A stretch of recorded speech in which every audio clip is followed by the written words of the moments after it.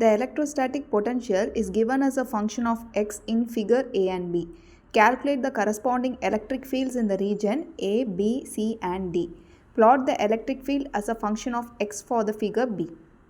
Okay, questionல வந்து ரெண்டு figure A and B கொடுத்துருக்குறாங்க. ரெண்டுலேயுமே எலக்ட்ரிக் பொட்டன்ஷியல் வேர்சஸ் எக்ஸ் கொடுத்துருக்குறாங்க ஃபங்க்ஷன் ஆஃப் எக்ஸ்க்கு கிராஃப் வந்து. இப்போது நம்ம என்ன கேல்குலேட் பண்ணோம்னா ஏபிசிடிஇ இந்த ரீஜன் இருக்கு இல்லையா, ஏபிசிடி இந்த ரீஜனுக்கு வந்து we have to calculate corresponding electric field. இங்கே வந்து பொட்டன்ஷியல் இருக்குது, நம்ம வந்து அதுக்குரிய கரஸ்பாண்டிங் எலக்ட்ரிக் ஃபீல்டு கண்டுபிடிக்கணும். அடுத்தது வந்து கிராஃப் பியை பொறுத்தளவுக்கு we have to plot another graph. இது வந்து பொட்டன்ஷியலுக்கு கிராஃப் போட்டிருக்க மாதிரி நம்ம electric field as a function of xக்கு கிராஃப் போடணும். சரி, இது ரெண்டும் எப்படி பண்ணலான்னு பார்ப்போம். ஸோ நமக்கு இங்கே என்ன தேவை அப்படின்னா எலக்ட்ரிக் ஃபீல்டுக்கும் பொட்டன்ஷியலுக்கும் என்ன ரிலேஷன் அப்படிங்கிறதான் நமக்கு ஃபஸ்ட்டு தெரியணும். ஃபஸ்ட்டு அதை பார்த்துக்கலாம். So E is equal to minus of dV divided by dx. இதுதான் relation between electric field and potential. அதாவது electric field is negative gradient of potential. Okay, இப்போது நம்ம ஃபஸ்ட்டு ரீஜன் ஏ இதை எடுத்துப்போம். இதுக்கு எலக்ட்ரிக் ஃபீல்டு எப்படி இருக்குன்னு கேல்குலேட் பண்ணலாம். அப்போது EA A ரீஜனுக்கு EA is equal to minus of dV. இங்கே வந்து இந்த dV by dx எப்படி எழுத போகிறோம்னா V2 minus V1 divided by x2 minus x1. சரி, இதில் V2 வந்து இந்த பாயிண்ட் வரும்.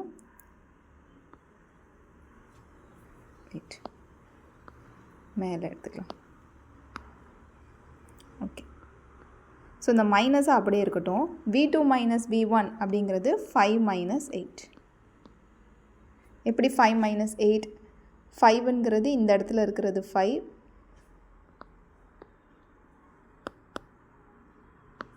இந்த பாயிண்ட் வந்து 5, இது வந்து 8, அவ்வளோதான். Divided by x2 minus x1. x2 minus x1 வந்து 0.2 மைனஸ் 0. 0.2 மைனஸ் 0 வந்து இங்கே இருக்குது. அந்த பாயிண்ட்டுக்குரிய கரஸ்பாண்டிங் எக்ஸ் ஆக்சிஸில் என்ன இருக்குது, அவ்வளோதான். ஏன்னா இப்படி இருக்கும், இங்கேருந்து நம்ம இப்படி போட்டுக்கலாம். இதுக்குரியது இங்கே இருக்குது, அவ்வளோதான். ஸோ இதோட ஆன்சர் கேல்குலேட் பண்ணோம் அப்படின்னா we'll get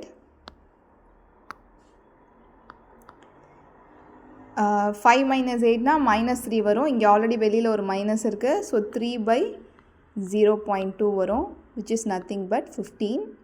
யூனிட் வந்து வோல்ட் பர் மீட்டர். ஸோ ஏ ரீஜனுக்கு கேல்குலேட் பண்ணியாச்சு. இதே மாதிரி பிக்கு பார்க்கணும். ஓகே, பிக்கு கிராஃபில் பார்த்தோம்னா கான்ஸ்டண்ட்டாக இருக்குது.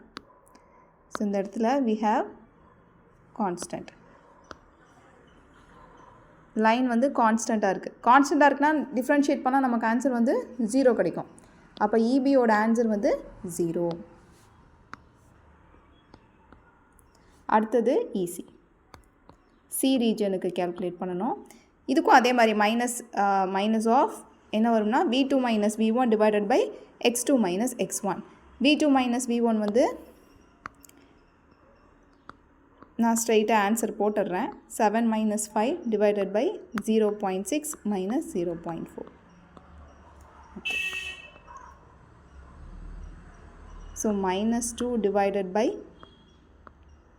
0.2 which will give minus 10 volt per meter.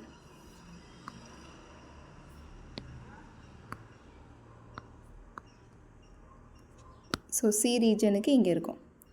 இந்த இடத்துல 5, இது வந்து 7 வந்துடும்.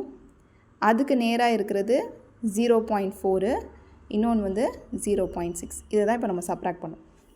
அடுத்தது இங்கே டி ரீஜனுக்கும் பார்த்துருவோம். டி ரீஜனுக்கு வந்து ஒன்று 7 இருக்குது, இந்த இடத்துல 1. எக்ஸ் ஆக்சிஸில் பார்த்தோம்னா இங்கே 0.6, இதுக்கு நேராக இருக்கிறது 0.6.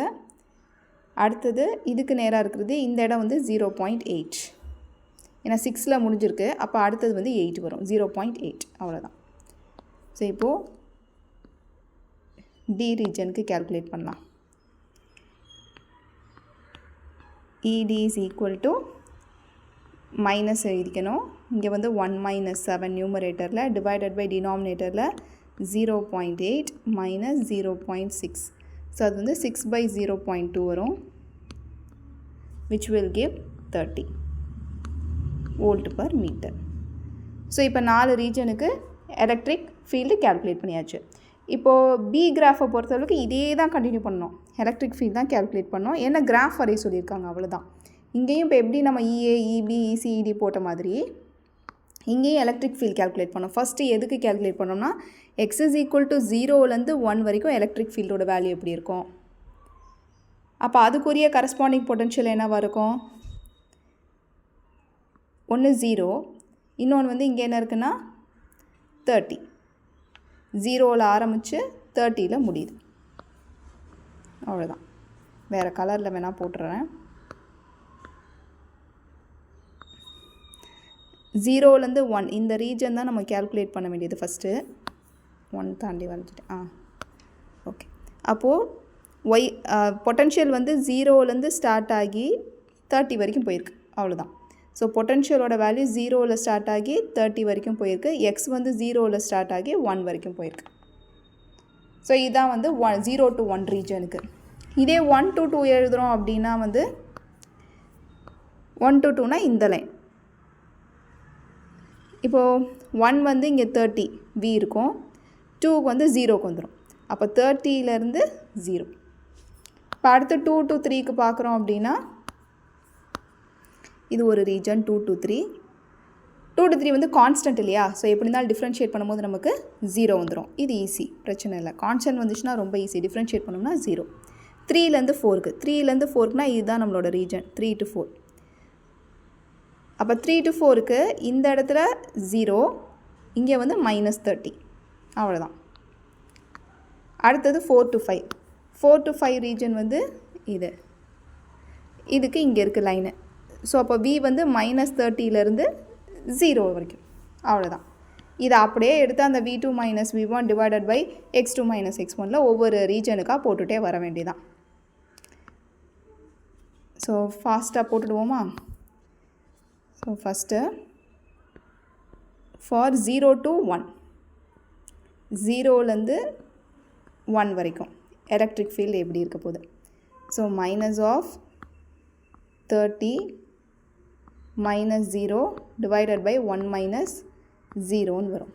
ஸோ இதை சால்வ் பண்ணோம்னா நமக்கு -30 வந்துடும். ஆக்சுவலாக ஃபார்முலாலே மைனஸ் இருக்குது. E = -dv/dx, அதனால தான் இங்கே மைனஸ் போட்டிருக்கிறேன். ஓகே. அடுத்தது செகண்ட் வந்து 1 to 2 ரீஜன். 1 to 2க்கு வந்து இங்கே காமனாக மைனஸ் வந்துடும். 0 - 30 டிவைடட் பை 2 - 1 வரும். சால்வ் பண்ணோம்னா நமக்கு 30 கிடைக்கும், +30. எல்லாமே யூனிட் வந்து வோல்ட் பர் மீட்டர் தான், அதனால தான் நான் திரும்ப எழுதலை. அடுத்தது வந்து E ரீஜன் 2 to 3. 2 to 3க்கு வந்து கான்ஸ்டன்ட்டு டிஃப்ரென்ஷியேட் பண்ணோம்னா நமக்கு 0 கிடைக்கும். அடுத்தது E 3 to 4. 3 to 4 ரீஜனுக்கு வந்து மைனஸ் இங்கே 30 -0 டிவைடட் பை 4 - 3 வரும். ஸோ இதை சால்வ் பண்ணோம்னா we get 4 - 3னா 1. ஸோ நியூமரேட்டரில் இருக்குது அப்படியே. ஸோ இங்கே வந்து எக்ஸ்ட்ரா ஒரு மைனஸ் விட்டுட்டேன், இங்கே ஒரு மைனஸ் வரும். ஸோ minus into minus plus 30.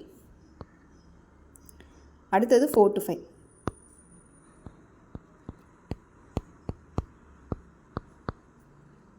4 to 5க்கு இங்கே minus 0 minus of -30 divided by 5 - 4.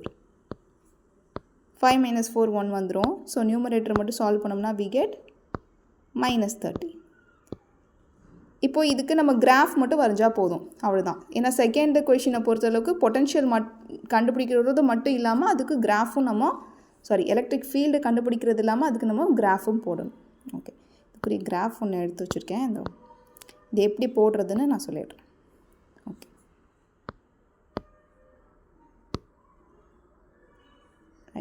இந்த கலர் இருக்கட்டும்.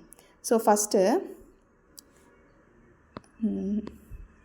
ஆன்சர்ஸ் பார்த்துக்கலாம். E வந்து 0 to 1 இருக்கும் போது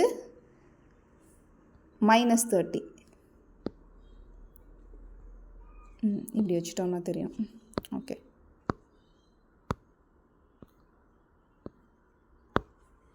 ஸோ ஃபஸ்ட்டு ஒனுக்கு 0 to 1 ரீஜனுக்கு -30. ஸோ 0 to 1 ரீஜன் இது தான், அதுக்கு -30 போட்டாச்சு 0 to 1 ரீஜனுக்கு.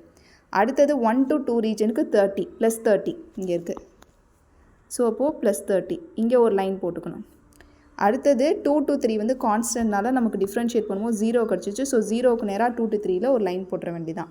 அடுத்து 3 to 4க்கு +30. ஸோ 3 to 4க்கு +30ல் லைன் போட்டுடணும். அடுத்தது 4 to 5ல் -30. 4 to 5ல் -30ல் லைன் போட்டுற வேண்டியதான். இப்போ இந்த எல்லாத்தையும் ஜாயின் அடிச்சிடணும். ஸோ ஜாயின் அடிச்சிட்டோம்னா நமக்கு ஸ்டெப்பு மாதிரி கிராஃப் வந்துடுது. இவ்வளோ தான் ஆன்சர்.